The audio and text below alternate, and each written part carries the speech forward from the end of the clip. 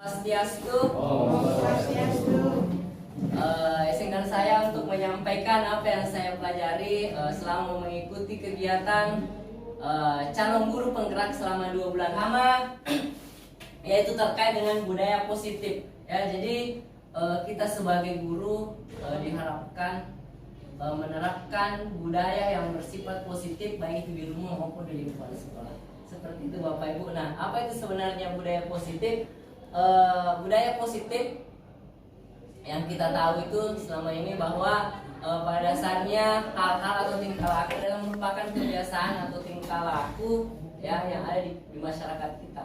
Jadi, di masyarakat ataupun di sekolah kita diharapkan untuk dapat menerapkan budaya-budaya positif ini. Nah, terkait dengan budaya positif yang harus ditahu di sini adalah yang pertama yaitu tentang paradigma belajar.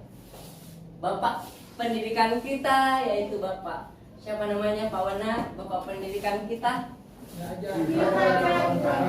Oh iya, pasti semuanya tahu ya. Bapak Ki Hajar Dewantara dengan semboyan yang saya terkenal ya di atas yaitu Mengarso Sundoro Gimania Mangkarso Tuturi Handayani. Nah, ini dalam kurikulum Merdeka ya yang diterapkan adalah semboyan ini Mengarso Sundoro Gimania Mangkarso Tuturi Handayani.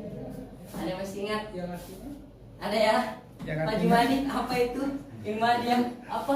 Mengarso Sundoro Gimania Mangkarso Tuturi Handayani. Atau santai saja, santai. Kita santai. Saya tidak mengajar ya, saya hanya sharing apa yang saya dapat supaya ada gambaran sedikit.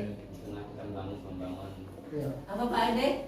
Di depan kita memberikan teladan. Ya. Di tengah-tengah kita membangun semangat. Ya. Di belakang kita memberikan dorongan. Iya betul. Tepuk tangan dulu untuk Pak kita ya, mantap. Itu dia ya. Di depan, di tengah, dan di belakang. Ya. Ada juga itu di lagunya Nenek Malo Mori Tuwona Timundri Rona Pampiri Tengaina Paraga-raga Rioloina Pati Ruangnya kurang lebih seperti itu. Nah, Pak Ki Hajar Dewantara oleh Pak Nadiem diramu suatu kurikulum, yaitu kurikulum Merdeka, kurikulum Merdeka Mengajar, yang mana kita pendidik dituntut untuk merubah paradigma belajar kita ya, paradigma belajar yang dari tradisional, yang dari konvensional ya ke yang lebih modern ya, yaitu pembelajaran yang berbasis abad 21 menggunakan IT seperti itu ya, paradigma belajar. Nah, oleh Bapak Stephen R. Covey pada tahun 91 tentang prinsip ya center leadership ya, pusat daripada disiplin diri, itu menjelaskan bahwa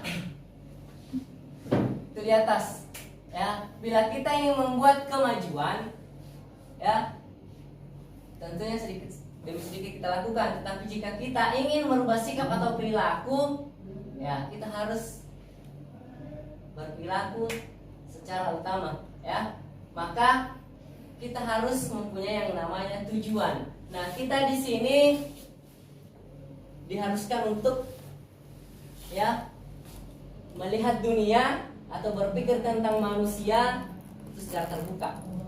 Ya, selama ini kan mungkin teman-teman ketika berpikir ketika kita melakukan kesalahan atau anak-anak melakukan kesalahan, kita langsung memvonis, kamu salah, seharusnya kamu begini, bla bla bla bla bla bla dan seterusnya. Nah, di kurikulum Merdeka sebaiknya kita tidak seperti itu. Kita dituntut melihat bahwasanya ternyata di balik ini ada tujuan.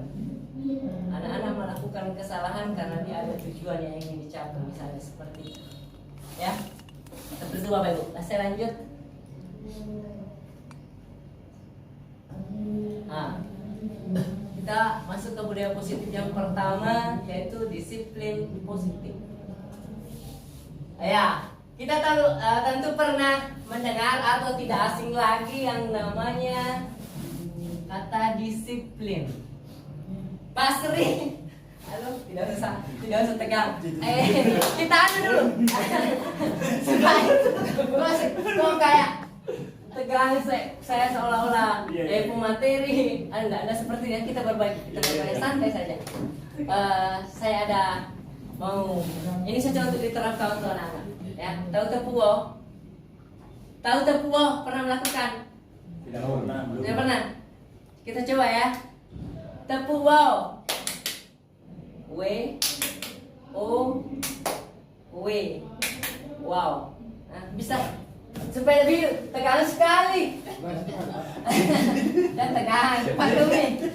Langsung kejadian takut ya. Ayo, coba kita tepuo dulu. Tepuo. Boleh ya. Supaya cair. Bukan W O W. Wow. Semangat. Ulang sekali lagi boleh. Sudah satu kali boleh. Kalau Oke, disiplin. Kata-kata disiplin apa yang pertama kali terbenak di pikiran kita? Ibu Mida, kira-kira itu disiplin seperti apa? Disiplin itu Berhubungan dengan apa biasanya? berhubungan dengan kehadiran datang tepat pada waktunya. Oh iya, terima kasih Bu Mida. Ya, disiplin seperti itu. Ya, saya berhubungan dengan waktu. Apalagi? Disiplin berhubungan dengan perilaku. Iya, perilaku. Tata krama. Bisa. Ya, jadi disiplin itu luas. Nah, yang kita mau terapkan di anak-anak adalah disiplin yang bersifat positif, ya. Tepat waktu misalnya, disiplin dalam mengerjakan tugas, dalam belajar, dalam bertutur kata, dan lain sebagainya. Nah, Bapak Ki Hajar Dewantara, ya, mengemukakan, ya, bahwa pada dasarnya disiplin itu adalah disiplin, ya, yang kita sendiri yang wajib kita terapkan dengan sebaik-baiknya, ya, karena jika kita tidak cakap dalam melakukan disiplin diri sendiri, maka silahkan masuk. Ya, masih ada di depan bisa. Di depan. Jadi pada dasarnya disiplin atau self disiplin itu adalah disiplin yang berasal dari diri sendiri. Bolehlah dengar disiplin ya. Ibu Ketut saya tahu orangnya itu sangat disiplin, apalagi terhadap anak-anak ya. Betul sekali. Disiplin waktu. Sekali betul. Disiplin Betul sekali. Ya inilah yang perlu kita tularkan ke anak-anak. Ibu Paramita bagaimana? Oke, saya lanjut untuk tentang disiplin positif ya. Jadi disiplin positif di sini diharapkan kita bisa menerapkan ke peserta didik kita, ke murid-murid kita ya. Lanjut. Dan ternyata manusia pada dasarnya dalam dirinya memiliki 3 motivasi atau perilaku manusia ya, memiliki dorongan-dorongan. Apa sajakah dorongan atau motivasi itu? Yang pertama, untuk menghindari hukuman ya. Yang kedua, untuk mendapatkan imbalan atau penghargaan.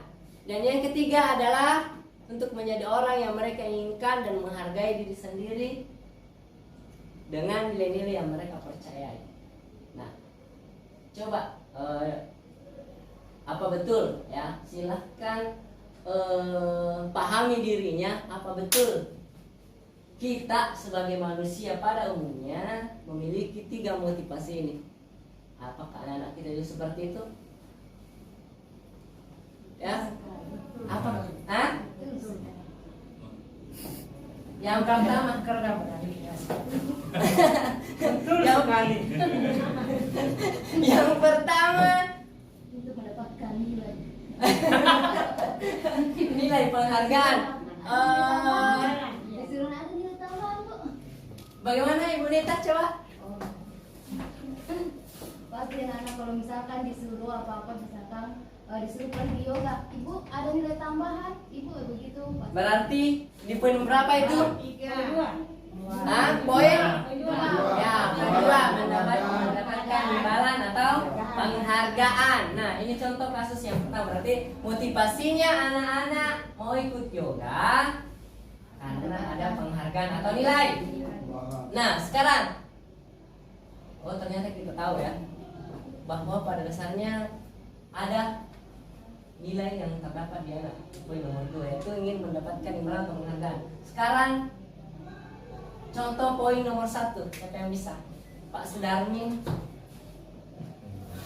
Contoh di sekolah. Misalnya kalau dikasih PR, kalau misalnya tidak selesai kasih uang, misalnya bagi tidak kelas. Oh iya. Kasih tepuk tangan dulu Pak Sudarmin. Sama Ibu Lita. Saya lupa tadi. Ya, jadi Ini juga. motivasinya karena dihukum, takut dihukum. Nambah Kak Mati Pak Sudarmi, kalau saya tidak kerja tugasku karena hukuman. Iya Pak, kalau misalkan dikasih ulangan, tidak ikut remedial, takut dikasih hukuman, ternyata dia bilang, Bu, bagaimana kalau dikasih bunga saja atau tanah atau apa? Ya, ya, hukuman, takut dihukum. Sudah 2 ya, karena hadiah atau penghargaan dan karena takut diberi hukuman. Yang ketiga, ada anak yang betul-betul paham bahwa ketika saya melakukan ini ada kepuasan di diri kita. Sama kita sebagai guru. Pak guru ki puas ki, atau paling tidak misalnya kita tidak masuk mengajar, saya tidak masuk mengajar ini. Tapi kalau anakku mundri, ya seperti itu. Ya, jadi ini motivasinya berasal dari dalam diri, internal, Pak. Ya, motivasinya berasal dari internal dan biasanya anak-anak yang seperti ini yang susah. Betul tidak? Adakah di sekolah tak anak yang memiliki motivasi nomor 3? Ada, tapi satu di antara 10 mungkin 1 dua saja. Kadang-kadang. Kadang-kadang. Ya, inilah yang berusaha kita tumbuhkan anak-anak. Dia sadar akan kewajibannya sebagai peserta didik, sebagai murid, dengan ikhlas misalnya datang ke sekolah. Letu aja mas sekolahnya mas sering, mungkin ada anak, pasti ada.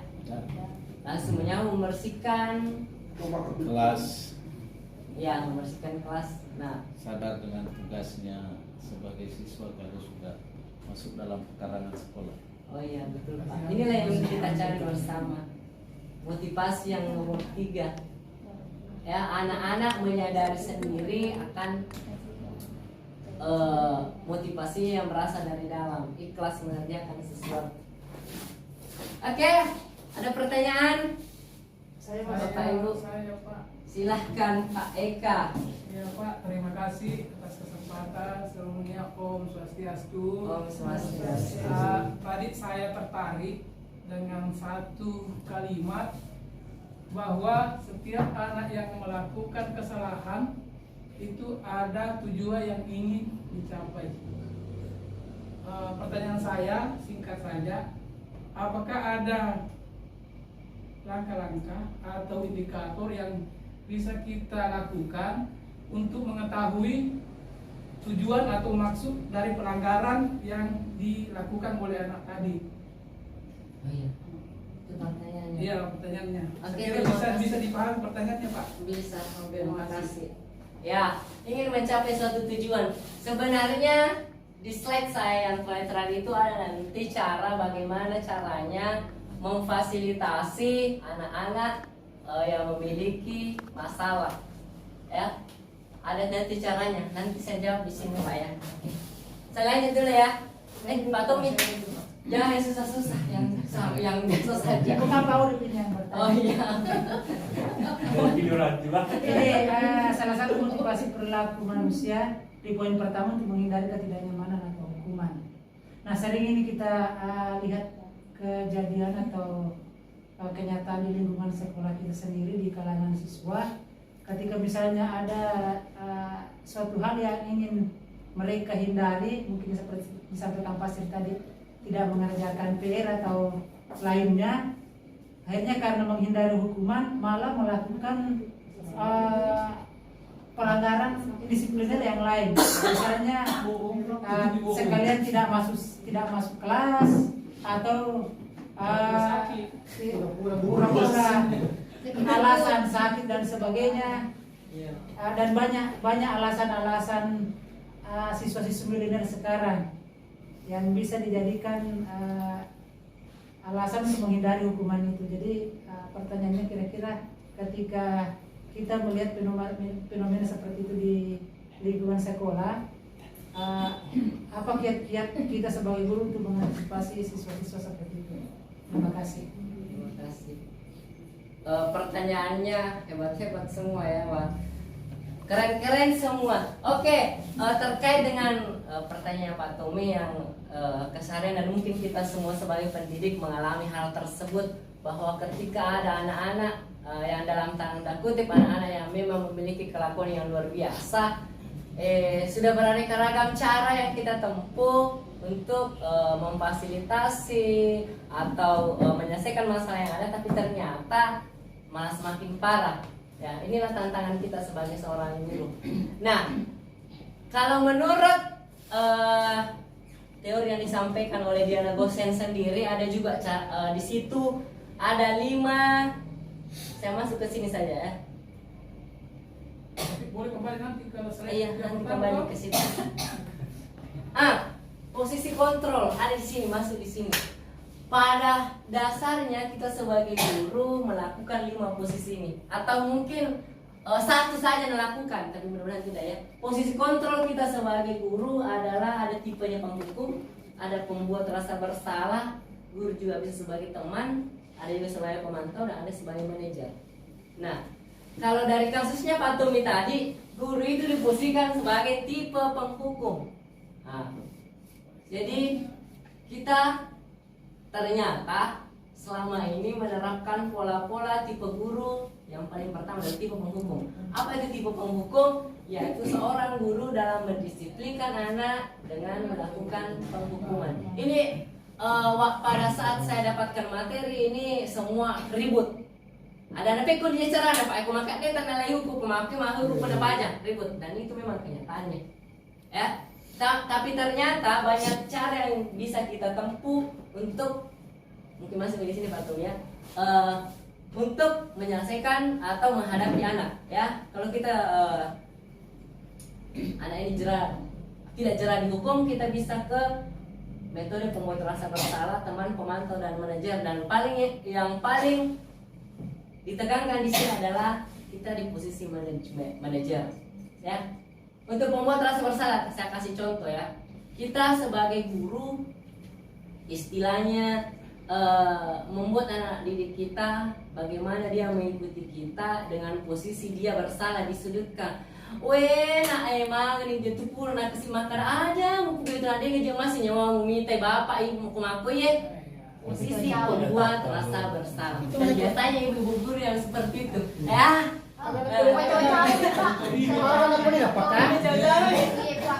Itu posisi yang kedua. Penghukum tadi jelas.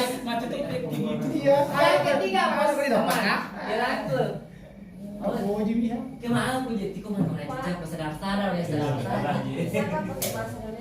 Oh, iya sorry. Oke. I'm sorry. Oke.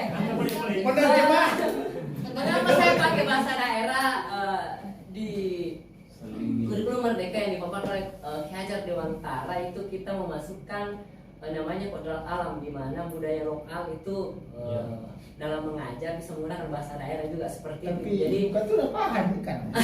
Oke, karena ada beberapa teman dari kita. Ya. Oke. Contoh misalnya posisi pembuat rasa bersalah sudah posisi kita sebagai teman.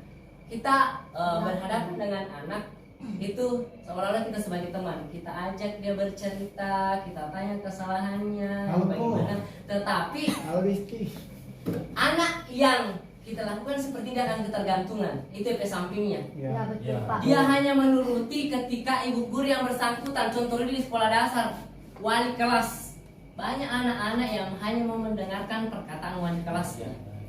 Seperti itu, ini posisi teman ini kelemahannya. Tidak juga Pak, masalahnya juga kalau misalkan di apa namanya dirangkul seperti itu terus menerus, maka pada saat bertemu nanti ya halo Pak, halo Bu, ya seperti itu dia Ya. dianggap biasa. Betul betul. Sama juga Anak-anak lebih akrab sama kita Iya. dan seolah-olah kita tidak anggap sebagai temannya. Ya, kalau diberikan hukuman tambah Sudah menjadi terbiasa, jadi dia sudah tidak terbiasa. tidak apa Terbiasa. namanya kalau dikasih hukuman juga dia Tidak tidak ada. jerah. Mana? Tapi Ini nomor ini nomor mati ki. Iya. Sudah paling tidak kan sama ada plus minusnya, makanya itu nanti bagaimana supaya kelima itu kita bisa padukan. Iya betul Pak, Iya. betul sekali. Oke, saya lanjut posisi teman ya. Nah, seperti yang dibilang tadi, siapa tadi? Posisi teman, Pak ada bilang tadi Parmin, Pak Eka, bahwasanya ketika kita menerapkan posisi anak-anak malah betul-betul menganggap kita sebagai temannya, tidak segan. Halo Pak, Pak, halo Pak. Dari tadi saya tunggu Pak. Dan lain sebagainya ya. Jadi inilah tantangan kita. Oke, saya lanjut. Yang baru datang menyesuaikan ya. Boleh sedikit tambah sedikit. Oke, silakan Pak Eka. Sebelum lanjut, barangkali ada tambahan pertanyaan dari saya. Tadi disampaikan itu ada 3 motivasi positif. Yang pertama, yang satu itu menghindari hukuman, kemudian yang kedua itu penghargaan, yang ketiga menjadi diri sendiri. Pertanyaan saya, apakah itu tadi lahir secara alami ya, atau kodrat alami yang dibawa sejak lahir, atau bisa berubah dengan kondisi-kondisi yang ada? Kalau bisa berubah, bagaimana misalnya kondisi yang satu, poin yang satu tadi, poin yang 2 bisa dirubah ke poin yang nomor 3, atau demikian sebaliknya, anak-anak misalnya cenderung menghindari hukuman. Jadi ketika misalnya dia mau dirubah di posisi itu, dia mau dibawa ke posisi ketiga atau posisi kedua, misalnya apakah ada langkah-langkah yang bisa ditempuh untuk seperti itu? Oh ya, terima kasih teman-teman untuk Pak Eka.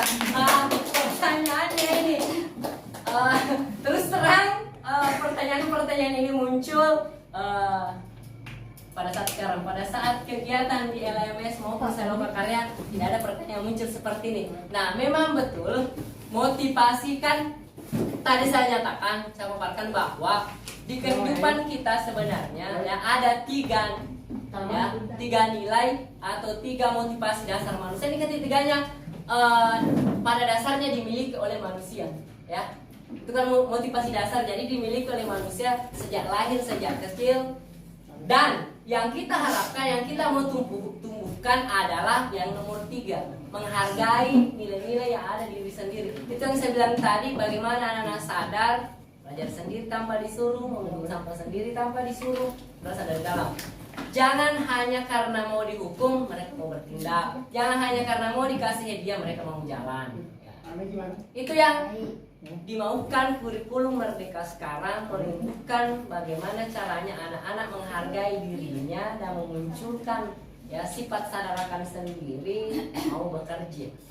Itu tantangan kita. Pertanyaan saya nomor 1, nomor 2, bagaimana itu dihilangkan, digabung, dialihkan ke nomor 3? Langkah-langkahnya lah, di sinilah kita sebagai seorang guru dituntut. Nah, bagaimana caranya kita menerapkan yang posisi ini, manajer. Makanya di sini di posisi manajer nanti menerapkan segitiga restitusi yang nanti saya bahas, ini akan memunculkan. Ya, nanti kita masuk di sana. Pertanyaannya, saya lanjut dulu ke pemantau ya, ke pemantau Bapak Ibu. Boleh sedikit dulu, Pak? Bukan pertanyaan. Ya, membantu saya pernyataannya. Saya hanya korelasikan dengan ajaran agama yang kita anut. Ya, Bahwasanya dalam ajaran Hindu itu kita kenal dengan ajaran triguna ya, 3 sifat dasar manusia. Jadi saya kira pembukaannya ini harus sama, di mana sifat triguna ini sejak lahir kita sudah ada dalam diri kita semua. Sudah ada dalam diri kita semua. Bagaimana Satpam dan Rajas ini bisa diarahkan menjadi sifat tamas dan rajas ini diarahkan menjadi sifat yang satwa. Jadi seperti halnya dengan 3 Sifat dasar manusia. Tiga yang tadi, Motivasi tiga dasar. motivasi dasar manusia, di mana ketiga ini saya kira sudah kita rasakan semua, ada dalam diri kita semua, bukan hanya dalam posisi sebagai seorang siswa, kita sebagai guru pun terkadang merasakan tiga hal itu. Terkadang yang poin pertama, hukuman, ketika kita dalam posisi yang kurang menguntungkan, misalnya kurang nyaman karena ada sesuatu hal, akhirnya banyak hal-hal jurus-jurus yang kita lakukan untuk menghindari hukuman di instansi kerja misalnya. Nah, kemudian ada juga terkadang muncul bagaimana kita selalu ingin mendapat pujian, mendapat reward dari teman-teman sehingga menonjolkan sesuatu. Dan dua sifat inilah yang seharusnya kita bisa manage dalam diri kita supaya menjadi budaya perilaku yang ketiga yang lebih dominan dalam diri kita. Terima kasih Pak. Terima kasih Pak Tommy, masukannya luar biasa. Kita dulu. Ya, ini dikaitkan dengan sifat tribuna ya, posisi motivasi dasar manusia. Yang poin nomor 3 itu satuan ya, satuan. Betul, ya satuan ya. Satuan yang pertama. Satuan yang pertama. Satuan Rajasthan. Iya, masuk ke saya yang poin nomor 3 tadi kan berasal dari dalam, dia melakukan kegiatan sendiri dengan ikhlas, satuan ya, sifat dinamisnya kan. Ya, itu yang kita mau gali di anak didik kita. Betul sekali ya, katakan kadang kita mau berbuat apabila kita ya kebutuhan zaman ya. Meskipun di Bhagavad Gita ada dikatakan tentang berbuatlah semampunya yang mengharapkan hasilnya, tapi toh kita butuh hidup juga kan. Saya kira itu motivasi kita semua, dan mudah-mudahan secara bertahap pelan-pelan kita bisa mengerjakan tugas kita dengan baik. Terima kasih Mas Baik Pak Tommy. Kita masuk ke pemantau ya. Tadi pembuat rasa bersalah sudah, kita sebagai guru ya, membuat rasa bersalah sudah, sebagai teman sudah. Sekarang ke pemantau. Nah, kalau guru bertindak sebagai seorang pemantau, lengkap catatannya, catatan yang lengkap. Contoh misal, Adi, kamu terlambat kemarin, kamu datang jam 7 kurang 5 menit. Bapak harap kamu tidak datang lagi, kamu tidak begitu lagi besok. Datanya lengkap ya, tapi nada-nadanya, suaranya menekan ya. Adi, kamu tidak kumpul tugas kemarin, besok kamu harus mengumpul. Datanya lengkap. Itu pemantau ya. Dia memantau dengan memperlihatkan bukti nyata. Ini loh, kamu tugasmu tidak masuk. Itu posisi guru sebagai pemantau. Dia cocok guru putih. Ya, datanya lengkap. Nilaimu tidak masuk Adi pada tanggal sekian, kamu tidak ikut ulangan harian. Kamu harus mengerjakan tugas ini dan lain-lain sebagainya. Itu posisi memantau. Di posisi mana kah Bapak Ibu? Mudah-mudahan di manajer. Di manajer. Kita ke yang kelima, manajer. Seorang guru diharuskan, bukan diharuskan ya, kalau bisa menempatkan posisinya menjadi seorang manajer ya, di mana ya guru bisa merangkul anak-anak, menuntun anak-anak dengan sifat yang bijak. Saya kasih contoh, ada contohnya nanti ya, tapi enggak apa-apa saya rangkul. Biasanya bahasanya itu lembut. Adi, hari ini kamu terlambat ya, nah bisakah kamu tidak mengulanginya lagi besok? Anak-anak akan merespon, bisa Bu. Bagaimana caramu untuk tidak mengulangi kesalahan kamu lagi ya, atau kamu tidak terlambat lagi? Anak-anak akan menjawab sendiri dengan tulisnya, oh saya akan lebih giat lagi bangun Ibu, lebih cepat bangun. Kira-kira keyakinan kelas apa yang kamu terlanggar, atau keyakinan sekolah apa? Keyakinan ini dulunya peraturan atau tata tertib. Di kurikulum Merdeka kita diharuskan untuk merubah menjadi keyakinan, karena kalau keyakinan itu identik dengan perasaan hati ya. Nah, kamu kira-kira melanggar, kira-kira kalau anak terlambat melanggar apa? Waktu. Kedisiplinan waktu kan? Nah, berarti anak-anak akan langsung menjawab, oh di poin keyakinan disiplin waktu Pak. Nah, kira-kira kalau kamu terlambat untuk menebus kesalahan kami, kamu bahas bagaimana? Anak-anak, oh ya, saya akan memungut sampah Pak, dengan sendiri akan melakukan. Itu yang dianjurkan di posisi manajer. Ya, seperti itu Bapak Ibu. Oke.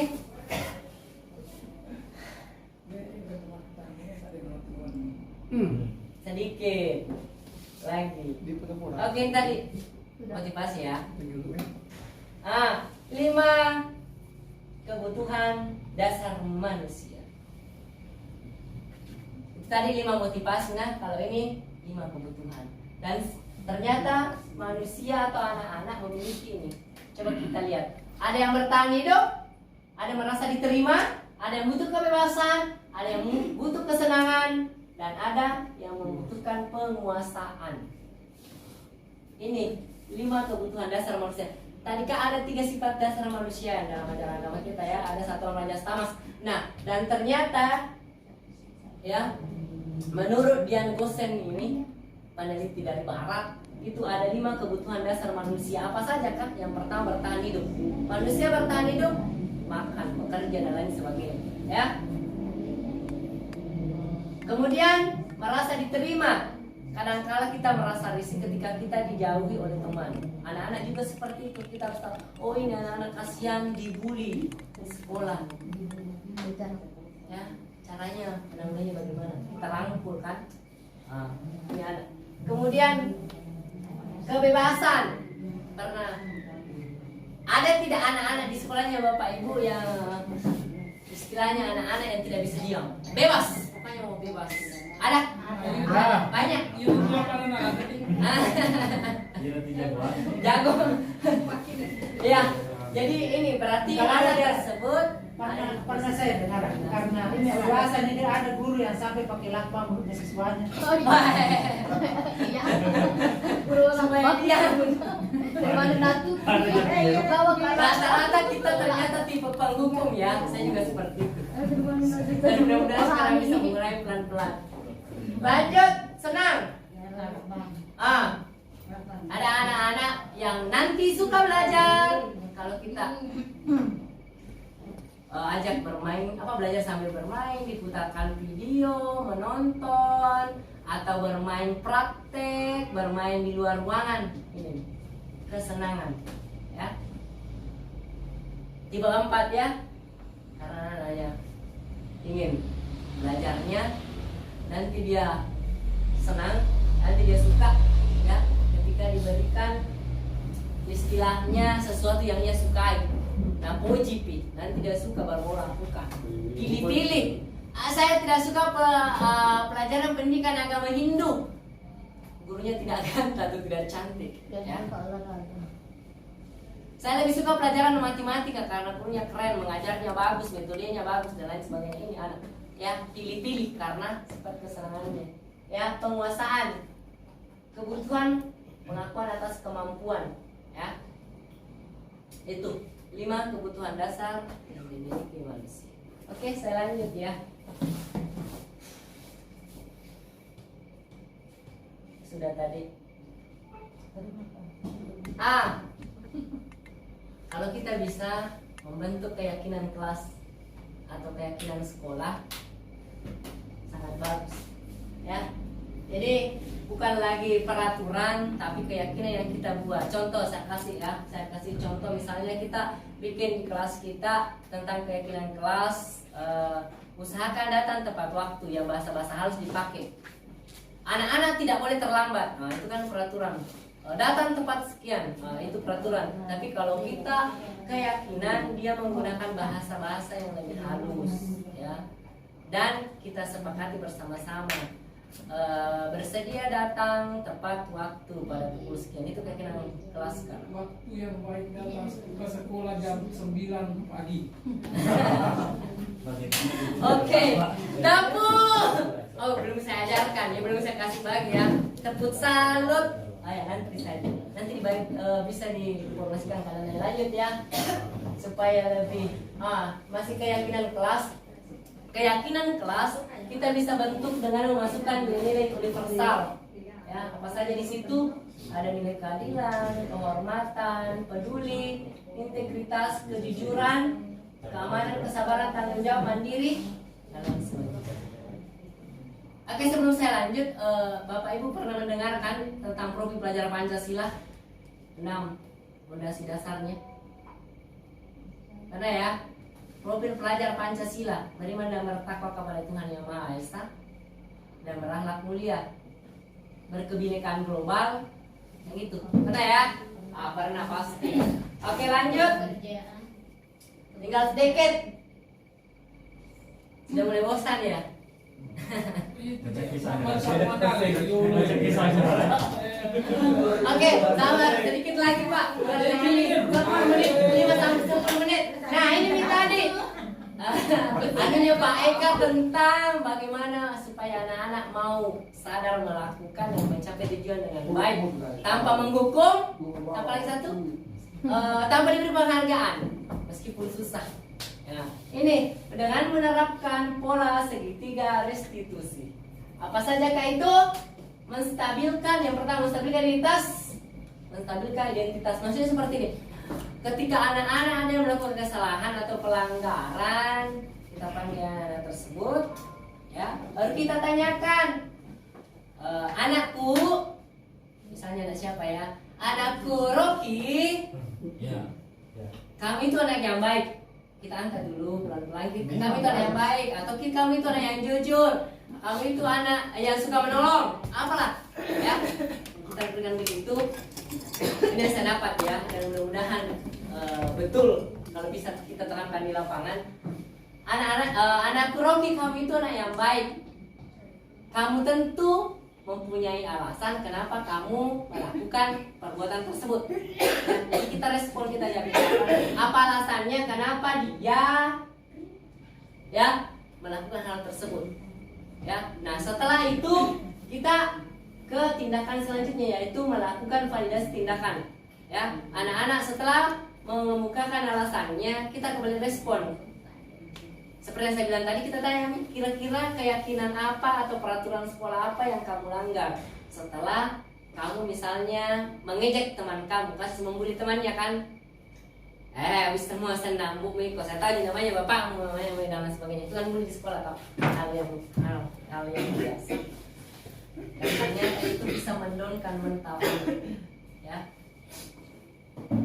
Jadi pertama tadi kita ajak bicara, ngobrol, kemudian kita tanya alasannya, dan kemudian menanyakan, yang saya bilang tadi, ya, menanyakan keyakinan kelas apa yang kamu langgar, apa yang akan kamu lakukan ketika kamu mengetahui bahwa ini adalah salah, tindakan apa untuk menebus kesalahannya, dan seperti itu. Jadi ini langkahnya, menggunakan segitiga restitusi. Coba Pak Eka di sekolahnya, mudah-mudahan bisa ke anak-anak. Dan saya Pak Eka, saya tahu itu orangnya tegas di sekolah, tapi kalau di rumah romantis. Oke, ada pertanyaan? Lanjut Ki. Yang lain? Lanjut. Tinggal sedikit lagi. Iya. Oke, silakan Pak Eka. Terima kasih. Saya sebenarnya ingin lemparkan satu kasus yang mana Dan mudah-mudahan nanti teman nanti mau menjawab ya. satu kasus juga ini merupakan pemikiran saya sendiri, bagaimana memecahkan, bagaimana mencari jalan keluarnya, apa penyebabnya, kenapa seperti itu. Karena seringkali saya amati ketika misalnya anak-anak sedang dalam kondisi belajar, Ya. fokus belajar, ada teman guru melaksanakan kegiatan di luar jam pembelajaran, kegiatan lain, contoh melakukan pengecetan apa. Ya. Ketika siswa diminta bantuan oleh guru itu anak-anak lebih cenderung atau gembira, bahkan lebih semangat untuk mengikuti yang tadi daripada belajar tadi. Daripada belajar tadi. Pertanyaan saya, apa penyebabnya seperti itu? Kemudian untuk mengubah itu, apa ada metode khusus, teknik, langkah-langkah dalam kaitannya dengan pembelajaran selama guru penggerak yang bisa kita ambil, yang bisa juga kita terapkan di lingkungan sekolah masing-masing? Karena kemungkinan kejadian ini hampir ada di setiap sekolah. Ya. Oke, terima kasih Pak pertanyaannya. Pertanyaannya luar biasa. Begini, Boleh maka baju Rudi. saya kira hal seperti ini itu berhubungan dengan kita sebagai guru dan peserta pendidik ya. Di sisi lain, murid lebih suka bekerja daripada belajar, kan begitu pertanyaannya kan? Dia lebih suka ketika disuruh membantu gurunya. Kita tidak belajar lagi, ayo pergi macet misalnya, ya. Dan itu tidak bisa kita pungkiri, sebenarnya ada nilai positif juga di sana, ya. Nilai tolong menolongnya ada, kesadarannya itu bekerja ada, ya. Kita ambil itu yang saya bilang tadi di awal, bagaimana caranya menggali anak-anak dalam Merdeka Belajar, kurikulum Merdeka diberikan, ya, istilahnya bagaimana seorang guru mengetahui potensi apa yang dimiliki oleh anak tersebut.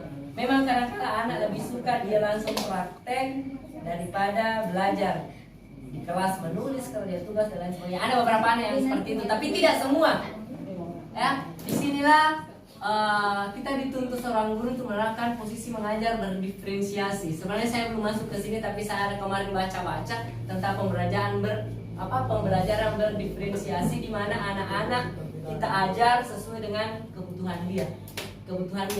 Ada anak-anak yang di kelas misalnya dia terlalu pintar 1 sampai 5 orang, kemudian ada yang di bagian tengah-tengah. Ini kita harus semua tahu, padam pahami. Kemudian ada anak yang memang dia ada di paling belakang. Ya. Nah, disinilah bagaimana kita seorang guru memfasilitasi anak yang seperti ini. Di sisi lain, ketika kita mau mengajar, ada juga anak-anak yang memiliki kemampuan lebih suka ya praktik langsung, ya. Nah, kita bisa bantu juga ke ekstrakurikuler, ya, atau ke mata pelajaran yang lebih ke lapangan praktik, misalnya kalau di SMA kimia dan lain sebagainya. Ya, itu trik-trik. Atau ada yang mau bantu saya dulu? Pertanyaan Pak Eka, kira-kira menghadapi anak yang seperti ini bagaimana? Bagaimana kalau kita Pak Ketut yang ada di posisinya seperti itu? Disuruh bani macet Pak?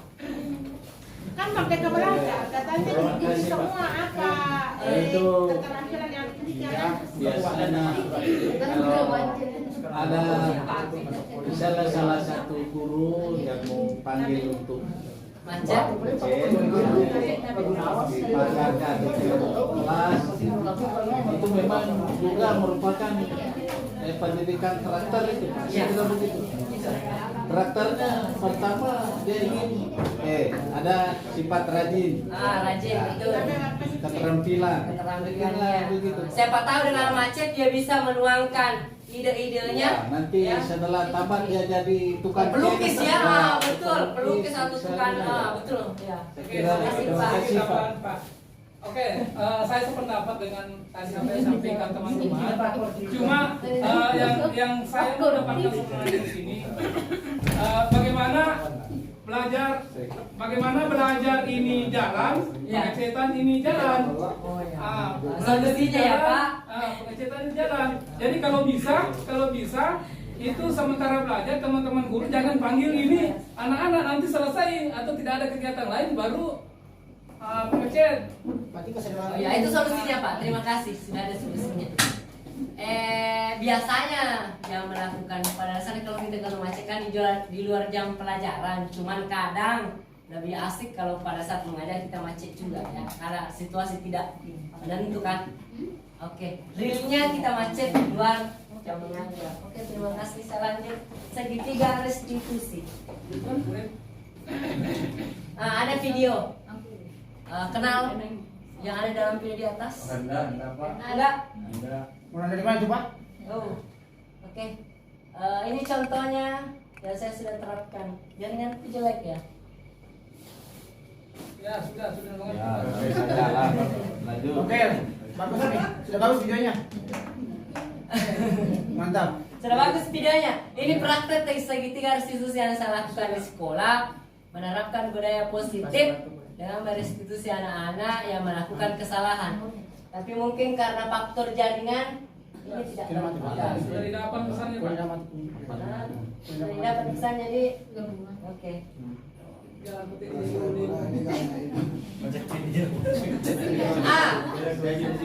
Dan ternyata ketika kita menerapkan yang namanya budaya positif di sekolah, banyak hal yang bisa kita dapatkan dalam hal positif juga, ya. Asa orang ini agak. Asa orang ini agak. Nah, dimana ketika kita menerapkan budaya positif, bukan hanya kalau selama ini kan pikiran positif semoga datang dari segala penjuru, dan ternyata budaya positif yang kita terapkan di sekolah, di rumah atau di masyarakat, ya bisa membawa vibrasi atau aura positif juga. Ya. Contoh misal, banyak teman-teman CGP, teman-teman saya di guru penggerak, yang istilahnya kalau kita itu lakukan dulu pertama, ya lakukan. Nanti teman-teman guru ketika dia sudah sadar keluar di faktor internal dalam dirinya, yang tadi motivasi dalam diri ini, dia akan mengikuti. Ya, bagaimana caranya orang akan mengikuti ketika kita tidak melakukan. Nah, jadi kita mulai contoh misalnya yang saya lakukan di sekolah, yang sekarang saya lakukan adalah menanamkan di diri anak memungut sampah sendiri tanpa perintah. Ini saja dulu yang saya mau terapkan di anak. Ya harus bakal sinna anak pada pada ini pekucaran ya kasih bakal sinta. Kalau kalau sintanya apa? Bapak, kalau sekarang Bapak tidak bisa menghilangkan itu, paling tidak siswanya Bapak ya yang diubah itu dulu. Karena siswa Bapak adalah generasi emas 2040. Dia nanti akan menggantikan Bapak ke depannya. Kalau masih bersifat klasik, kasihan bangsa Indonesia. Ya. Udah ada kalimat kuliah. Ya. Jadi tanamkan budaya positif dari anak sejak dini. Itu yang saya terapkan sekarang di sekolah. Pagi-pagi bagaimana anak membersihkan tanpa disuruh lakukan. Setiap pagi disampaikan, dan semua guru saya ajak kerjasama. Istilahnya jangan hanya saya menyampaikan itu, di guru kelas, di guru mata pelajaran lain, di kepala sekolah, di upacara, pokoknya semua anak-anak. Karena kalau kita mau jalan sendiri susah. Harus ada kolaborasi. Harus ada berkolaborasi dengan teman-teman kita. Ya. Kalau ada yang mau kita tanamkan, misalnya sama tadi budaya kebersihan, kita ajak teman-teman. Kita tolonglah kalau ambil disampaikan dulu. Ya. Tapi biasanya Pak, yang terjadi terlaksana 2 hari, selanjutnya tidak terlaksana. Budaya itu Bu. Makanya kita mentanamkan budaya jangan hanya 2 hari. Kan budayanya kita yang penting awalnya saja. Yang penting awalan kencang. Jadi bagaimana caranya menanamkan budaya supaya sadar? Budaya. Oke. Contohnya Pak, literasi Nah, terlaksana. Kalau lupa yang pikir tidak datang, tidak terlaksana lagi. Iya, makanya. nanti laksanakan lagi, Ibu, laksanakan lagi. Jangan pernah menyerah untuk melakukan budaya positif di Sekali Bu, sekolah. layar berkembang pantas untuk bersuruh merdeka. Ya, karena kita sebagai guru memang begitu tantangannya besar. Saya juga kemarin bertanya sama fasilitator saya, sama pengajar saya, bagaimana kalau anak sudah sering melakukan kesalahan, berkali-kali diingatkan dan berkali-kali begitu lagi, apa jawabannya? Jangan menyerah, tetap sabar dan lakukan sampai anak tersebut sadar. Itu jawabannya. Jadi itu. Dan kita memang Ada tanya Bapak? Nih, itu Harus menerapkan. selalu itu dilakukan Pak. Sekarang tidak bisa sabar. Tidak pernah menyerah. Sadar. betul. Selalu Mudah-mudahan dilakukan, dengan selalu semangat kita bisa mencetak generasi bangsa, khususnya ya, di generasi penerus bangsa yang umat itu dan sampai tamat. generasi bangsa. Baikkan. Terima kasih. Oke, kita tepuk tangan dulu ya. Terakhir kali supaya semangat. Tepuk